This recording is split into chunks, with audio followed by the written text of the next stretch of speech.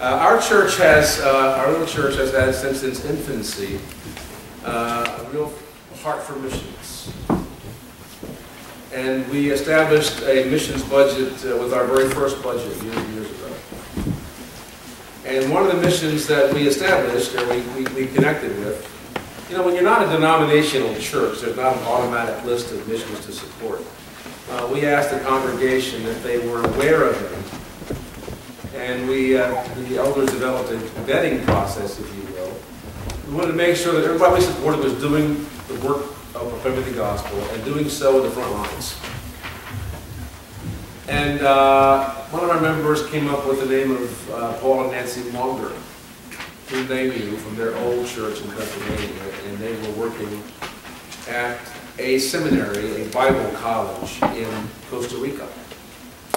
And so we began to support the Mongers, and we've come to love them. If you ever heard Nancy Monger speak, she's a hoot. But they're great fun, and they're here on their own furlough. And then through that seminary, we met Chris and Kay. Kay is a graduate of the seminary in Costa Rica and felt called to missions and was sent from that seminary. You know, this is the page in my lifetime I thought I might not see turn, where the countries whom we seem to be forever sending missionaries began sending missionaries, some coming back to America, by the way. And we've grown to love Chris and Kay for sure. It seemed like they were in training for about 30 or 40 years. Then they finally got to Cameroon, and they're on their second furlough, and you know, I can't believe the size of their children. I think I know the names of the Ethan and Clarissa. Am I right? Clarissa, she says it so beautifully. Clarissa.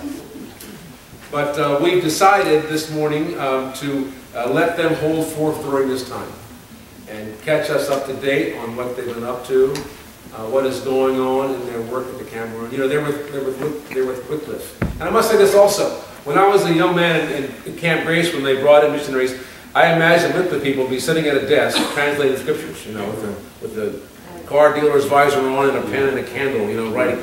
Clearly there's a lot more to Wycliffe than that. And we are so pleased to welcome Chris and Kay Smoes to our church. Let us welcome.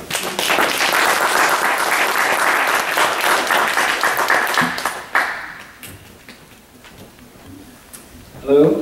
Okay. Yeah, it's great to be with you again this morning. We were here, I don't know how many weeks ago it was, a number of weeks ago, just to be back and to see you again, and we're happy to be able to be here and actually report on how things have been going in our work with Wycliffe in Cameroon. Things have been going very well, so it's exciting to be able to tell you what's been going on. That was a good introduction, so thank you for showing what the connection is. And of course, many of you know us. You've known us for years. I know there are new faces here of people who don't really know us. If you're not familiar with Wycliffe, it's called Wycliffe Bible Translator, so of course we do Bible translation. But just to give you just a little bigger picture, Wycliffe works with minority languages all over the world, many countries, and we're talking about, you know, smaller languages, and many of those languages are unwritten languages. So they're languages people have been speaking for generations and generations, but they've never had a written language. So Wycliffe's work is all falls under language development. So we study the languages and try to develop a writing system, an alphabet for that language that really fits their language well. And then there's all the aspect of literacy work, developing a literacy program, training people to be teachers, developing materials where they can start having literacy classes so people can learn to actually read and to write the language well. And then, of course, there's the whole translation work, which is probably the longest lasting, the biggest part of the work. So it was back in 2003 that we first went to Cameroon. We didn't have any children at that point.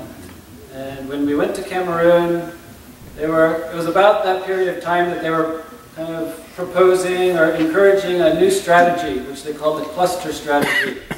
And that was, instead of a couple like us going and settling in one village and working with one language from beginning to end, they were encouraging the idea of a team or group of Wycliffe people working with a whole family of related languages.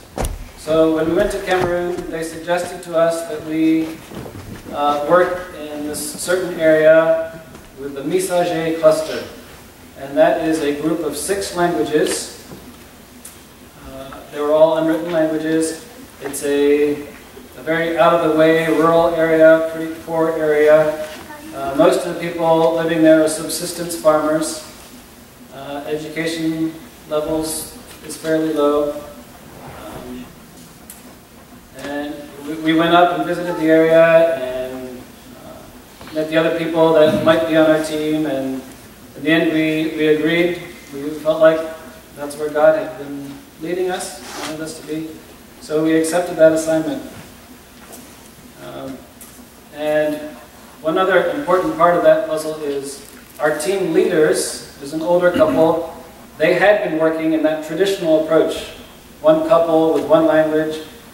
They'd been doing that for years, and they were still kind of in the finishing up stages of their initial project, even as they were taking on team leadership for this whole new project. And that project they were working in is called the Noni project. And they actually just completed and dedicated their New Testament, the Noni New Testament, in December of 2011. So just some months ago. And this will tie into what we're going to be talking about. So we agreed to work with the Missionaries cluster. There are 3 Wycliffe families, this older couple, another family that also is about our age, they have children about our ages. And when we went up into that area in our first term, we started 2 years of language and culture learning. So we settled in one village and started trying to learn the language there and getting to know people, getting to know how things work, how the culture works. And we did that for 1 year, and that was the end of our first term. And we came back to the States and did school, had 2 children, and did lots of things. And then we went back to Cameroon to begin our second term. And that's really what the focus of our sharing this morning is. And I think the main way we'll tell you what's been going on in the second term is we have a PowerPoint presentation that we'll show. So I won't be talking, we'll just be watching the presentation. Pictures, there is text on the screen too. I hope you'll be able to read it. If you think you might not be able to read it, I see there's some empty spaces more up front. So you'll see as we go back, we went back and continued our language and culture learning and then moved on into a new phase of the work. So I'll go ahead and...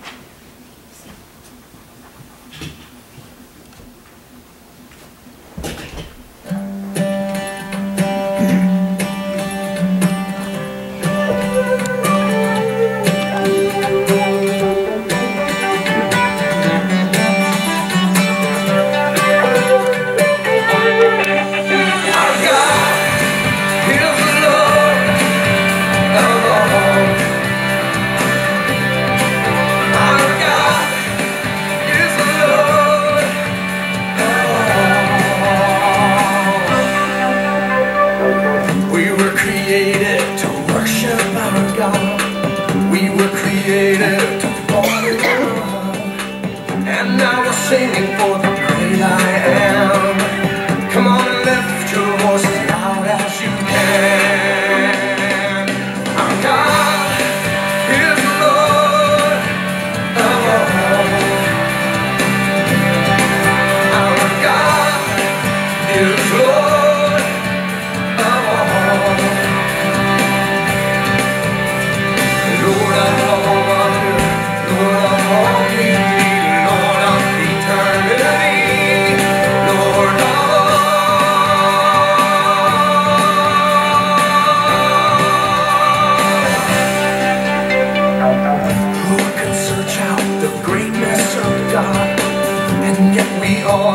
the depth of His love. And now we're dancing for the great I am. Come on and lift your voice as loud as you can. Our God is the Lord of all. Our God is the Lord of all. Lord of all wonder, Lord of all beauty, Lord of eternity, Lord of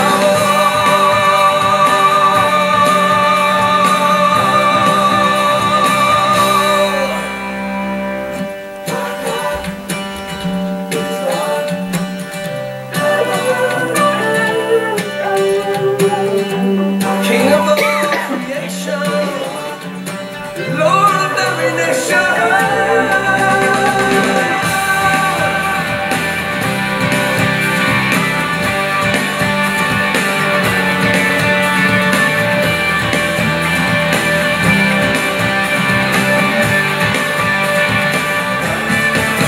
Our God is the Lord of all.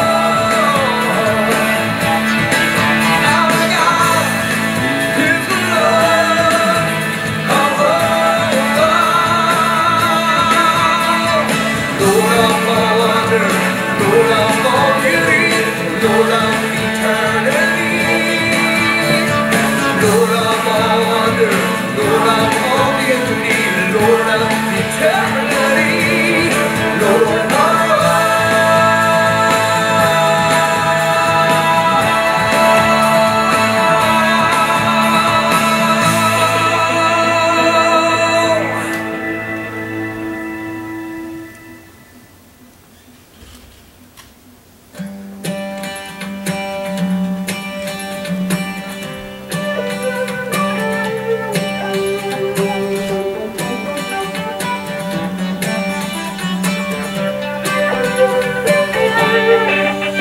Jesús es el Señor. Jesús es el Señor. Fuimos creados para adorar, fuimos creados para amarle a Él, y hoy cantamos para el gran yo soy. Levántanos su voz con gozo al Rey. Jesús es el Señor. Jesús es el Señor. Maravilloso, bello y hermoso, Dios de la eternidad, el Señor.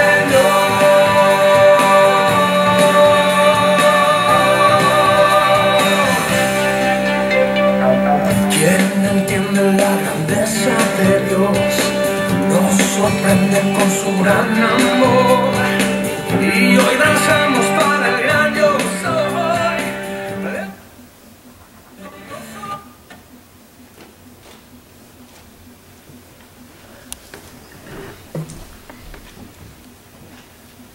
Well, sorry for the lighting on the screen made it a little difficult to see the pictures well, but if you could read the text and get an idea of the pictures, I think you can see that a lot has happened in this past term that we've been there. And really, for us, a lot of our involvement in this term has been a lot of laying the foundation.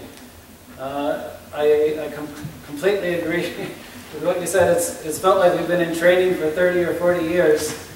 It just has felt like the training and the moving, Cameroon, and doing things there, and then moving to our assignment, and all these things have taken a long time, and even going through our first term.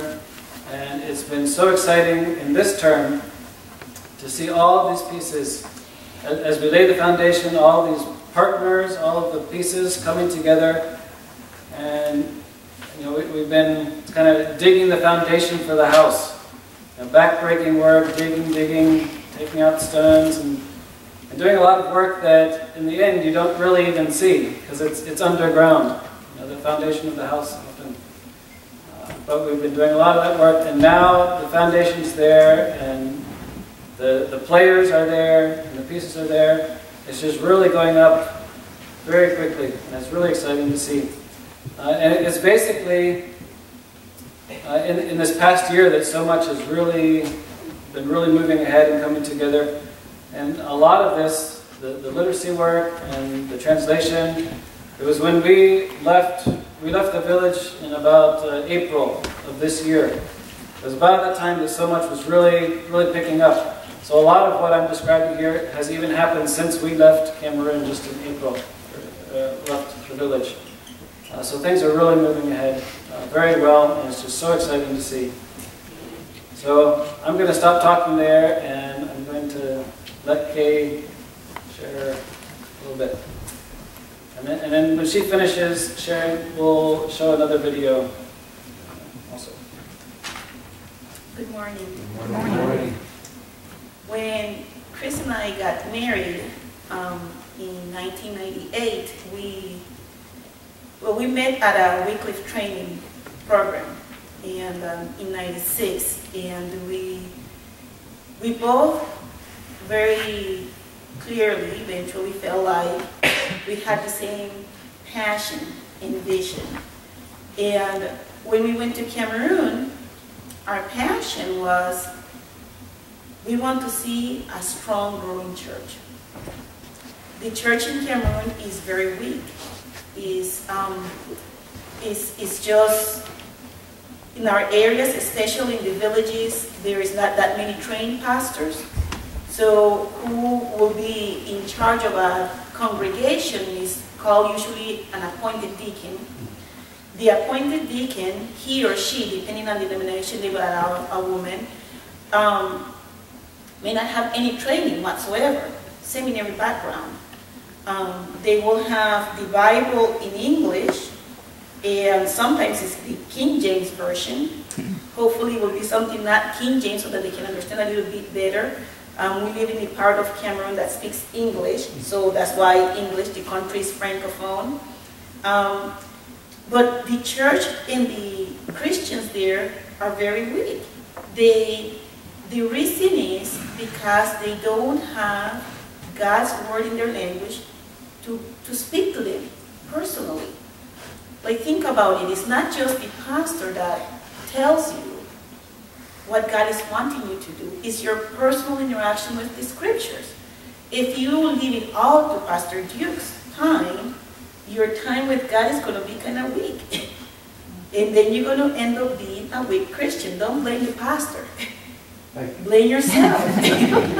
Well, it's true. Blame yourself, because you are telling God, I'm only going to listen to you on Sundays, when you can listen to Him every day. And He speaks to you and interacts with you. Well, people don't have that there. And the person that is the pastor don't even have the training. So they come to the Bible, interact with it in a different language that they learn at school, but not a language that speaks to their hearts.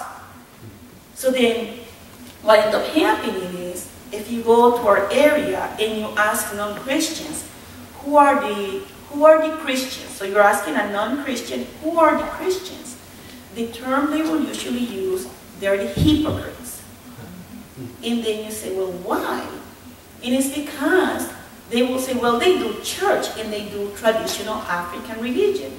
The traditional African religion encourages people, teaches people from babies up that you worship the spirit of your dead ancestors. They are the ones that do you good or bad. And if you're having a lot of bad things happening in the family, go look for the witch doctor. He will tell you which dead ancestor probably you had wrong before. And then you have this big feast to appease this dead ancestor. Well, guess what? When a person becomes a Christian, guess how they're approaching God? The same way. So God is this big dead ancestor, huge spirit, so scary. So let's go to church to appease Him, so that he will do good to us, or hopefully this bad thing will stop happening.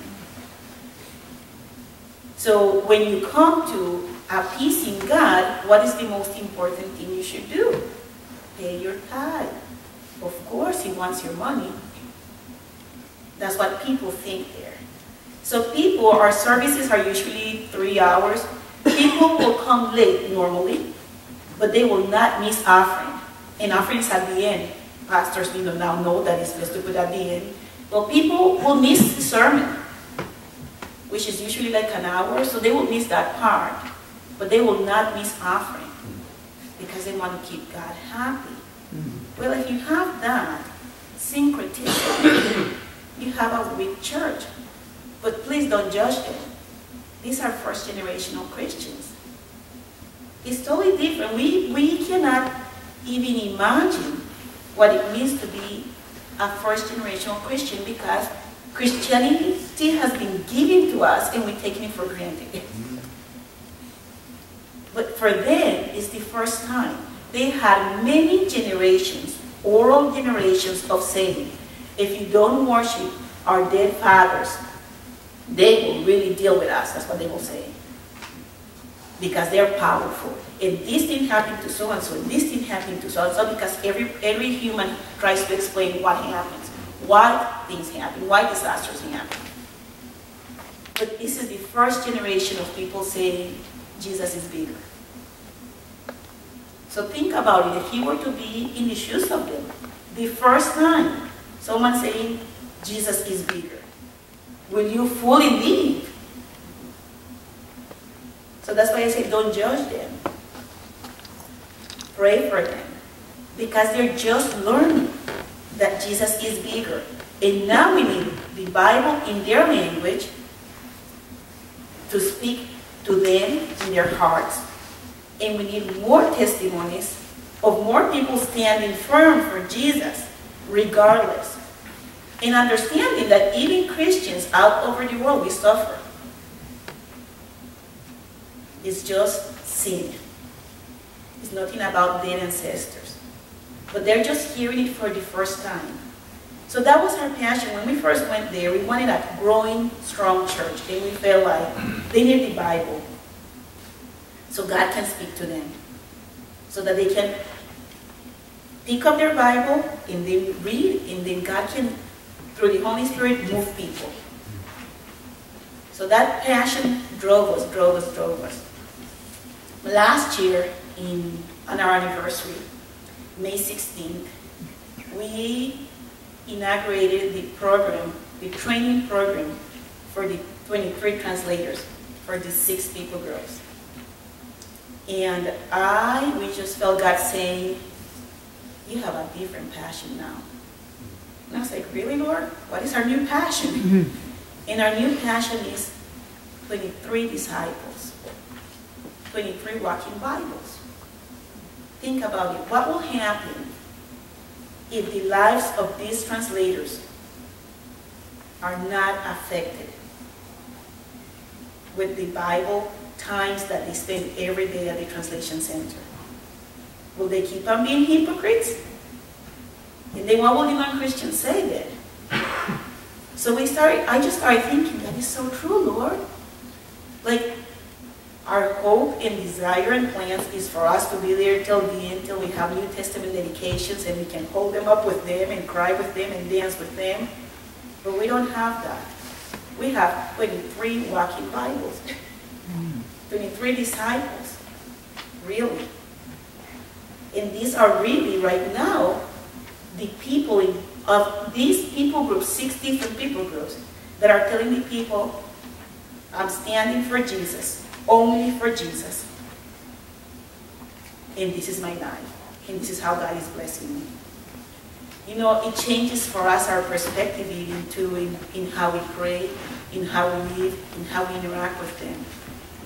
Because we don't have now the whole 6 people groups to impact.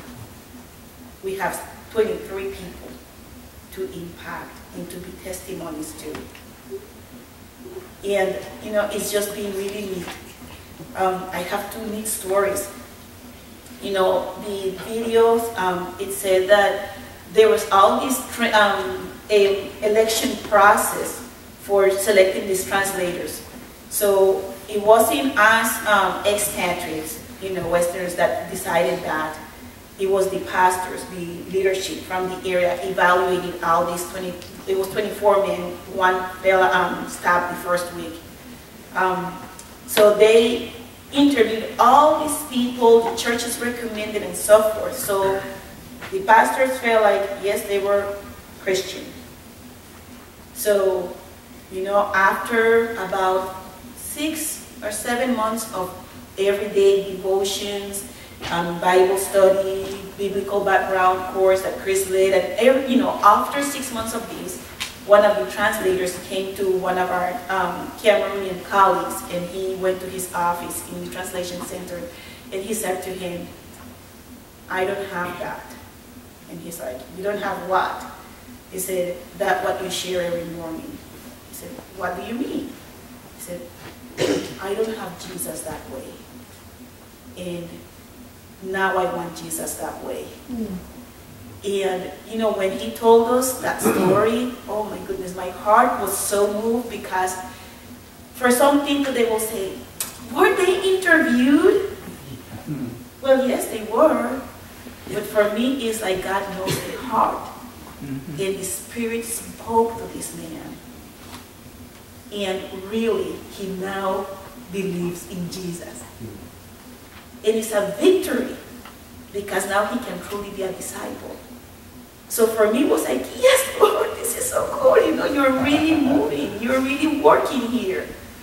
I don't feel like, he was not interviewed the right way. No, I just feel like God is really bringing people to a deeper walk with him. That's my first story. And he's growing in the Lord, which is really neat. A different time, one of our Cameroonian colleagues, she's one of my closest friends, Sister Grace, she's a linguist. And she was gathering data from one of the people groups she's doing language analysis. And so she went to visit that village where 2 of the translators are from. And she was there. When she got there, people from the village came running to her. "What did you do to our men? What did you do to our translators?" And so they thought that I was her. So she figured that out, but she didn't know what they were going to say to her, so she got nervous, she said. So she started defending, she said, "I'm not her. I'm not Madame K. I'm not her. I'm me. I'm Cameroonian." Because she just didn't know what was going to happen. And then she's like, "What is the problem? Like, what do you mean? What did she do to them?" They said, "Well, this is the thing. These men used to go around drinking, and they're no longer drinking. And these men used to go around just being outside of their houses. But now if you come, when they're not in the Misaje, which is a different area where we have the translation center, if you come here, you will always find them at their houses reading the Bible. What did you do to change them?" So she said that she was so moved, so she started asking other people. And they told her this story. Someone had died in that village where these 2 translators are from. There was no pastor present, so they need to bury this person. And so our translators said, "Can we be the ones sharing God's word with the people that had gathered?" And then everybody said, "Well, yes, I guess you're trained, so you're the best one to do it." So they ran to their house and picked up the passage they had been translating that week at the translation center. They brought it back to where they were going to bury this person. So then they read the passage in their language for the first time ever in their lives. And so they read them, and then they just gave a little message and prayed. Well, some of the grandmothers and older fathers, they were just like so touched. For the first time, someone read the scriptures and they understood. Like it was for them, like God spoke my language. And, she was telling us this, and we were just like, "This is wonderful, Lord. You're using them. You're using these disciples."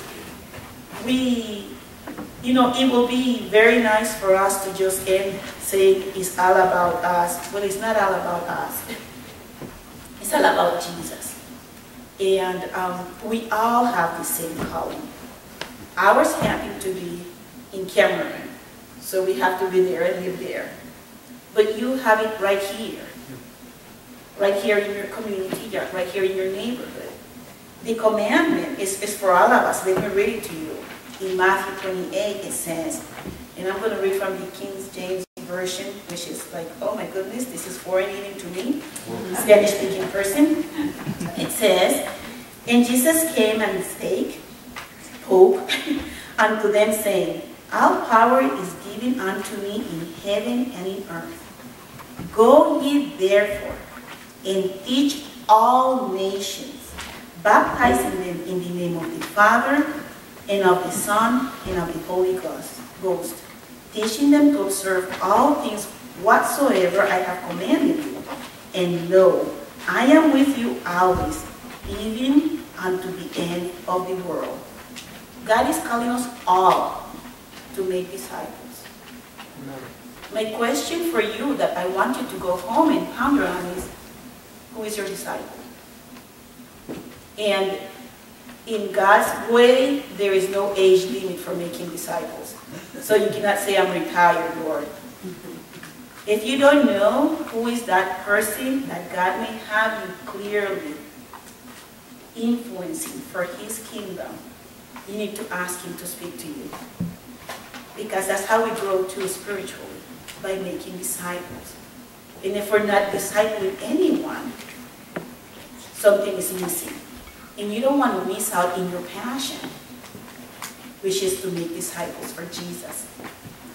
I want us also to experience something that you're going to be the third Westerner church in the world to be able to hear this passage read in Kemetzon, which is one of the languages that we have been working with, which is the language we have been learning. The translators, we told them we were going to be speaking at our churches, and they polished this so that we could share with you. So no one else, not even their churches yet, have heard this passage. So you're hearing it before them. I think it's pretty cool. So Chris is going to read it for us.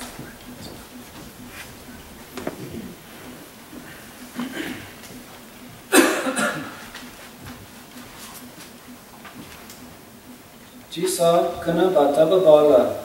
Vanaji nya to bungabuchi duba mabu fakoso bama bagang labitun mutun bichi kufita bana kajibana bang wakansula kachese bobyo yuwunyo babala bawang makanyunta kansangla bakatufya bala bakafita fyong fichi fimanantufya bansu bawokawa Jiwa kuji babang tsachi gung forma tsayimbi nakaka. We want to thank you for your partnership with us. We have these 23 disciples now. That's because you partner with us. And in some senses, we could say that I am one of your disciples because you partnered with the mothers, because they were so influential in my journey towards missions. So yes, as a congregation, you're doing a wonderful work for Jesus. Make sure that as individuals, you're also doing your part. Because it's not just as churches, but it's also as individuals that God calls us to do a difference for Him. Thank you so much.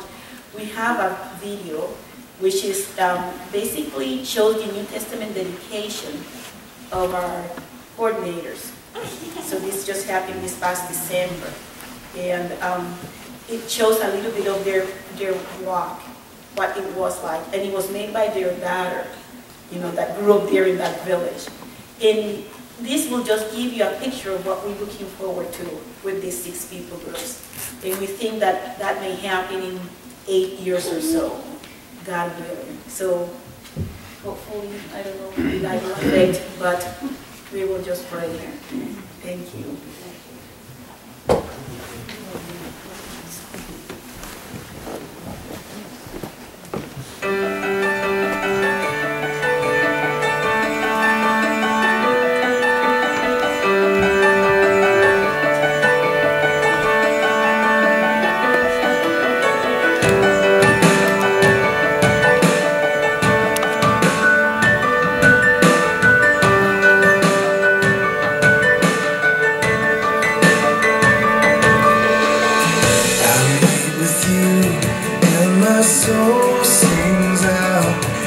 as your word goes down far away. I sing to you and my heart cries holy hallelujah. Father, you're near. My hope is in you, Lord, all the day long. I won't be shaken by drought or storm.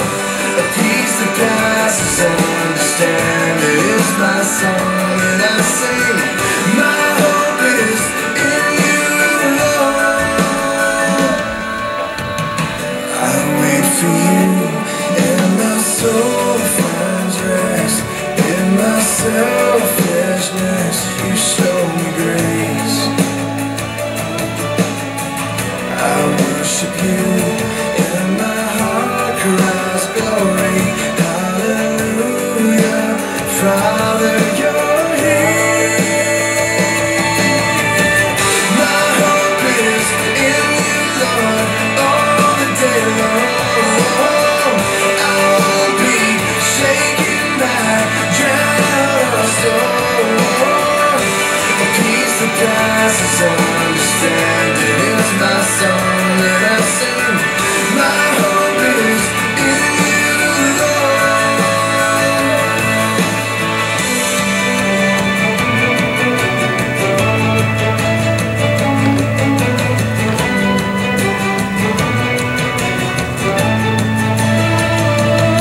I wait on you. You are my refuge. I wait on you. You are my refuge. I wait on you. You are my refuge. I wait on you. You are my refuge. My hope is in you, Lord, all the day long. I won't be shaken by drought or storm. My hope is in you, Lord, all the day long. I won't be shaken by drought or storm. The peace that passes understanding is my song, and I sing. My hope is in you, Lord. My hope is in you, Lord.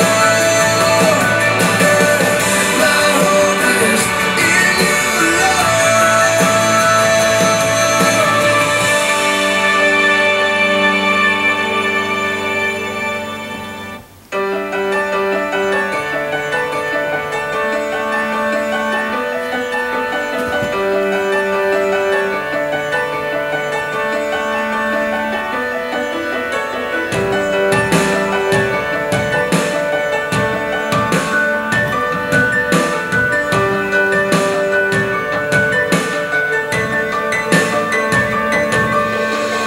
I meet with you, and my soul sings out as your word goes down far away. I sing to you, and my heart cries holy hallelujah. Father, you're near. My hope is in you, Lord, all the day long. I won't be shaken by drought or storm. A peace that passes understanding is my song, and I sing. My hope is in you, Lord. I wait for you, and my soul finds rest in my selfishness, you show me grace. I worship you, and my heart cries glory, hallelujah. Father, you're here. My hope is in you, Lord, all the day long. I won't be shaken by drought or storm. A peace that passes understanding is my song that I sing. My hope is in you, Lord.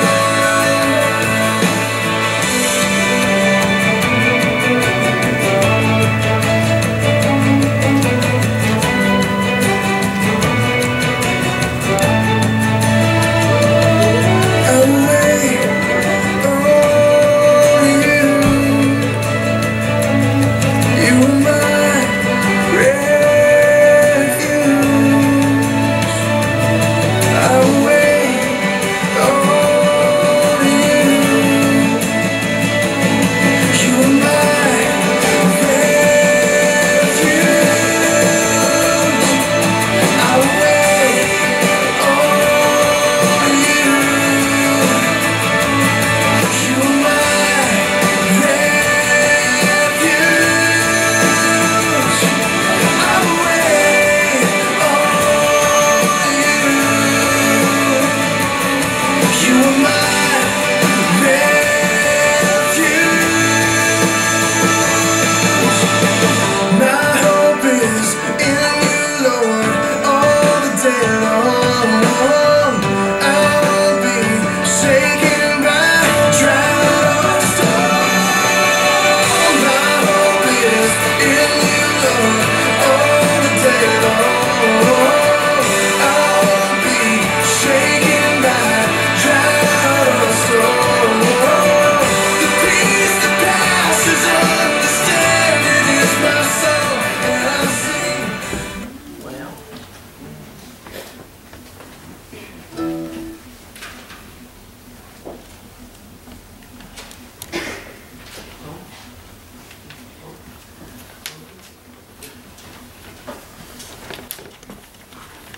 We've got a fitting